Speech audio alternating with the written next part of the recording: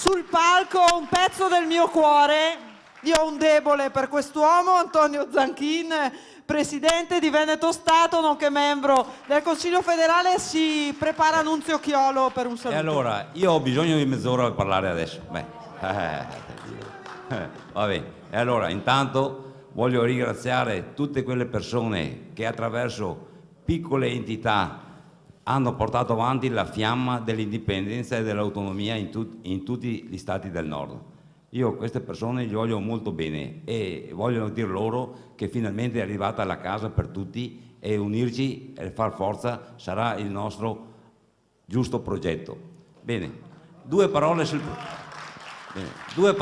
progetto che sta per arrivare.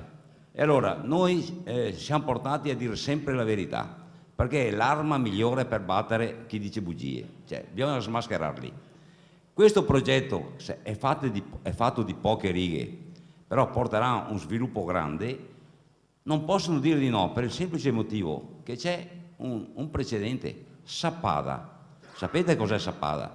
È un comune delle Dolomiti che è passato dal Veneto al Friuli. Secondo voi ha tenuto il regime fiscale del Veneto o è diventato autonomo?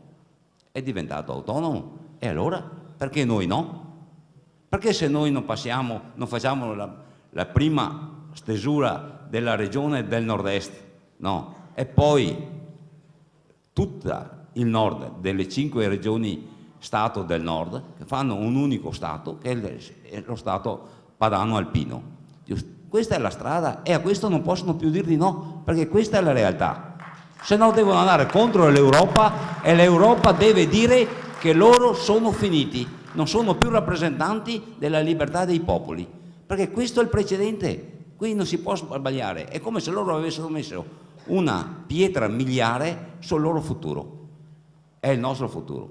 Bene, signori, da domani si parte a catechizzare tutti, si parte a andare sui bar come si era partiti 30 anni fa e dire alla gente questo è l'obiettivo e dire la verità, tutto là. Buon saluti a tutti e buon lavoro. Grazie Zanchin, sei un grande sul palco.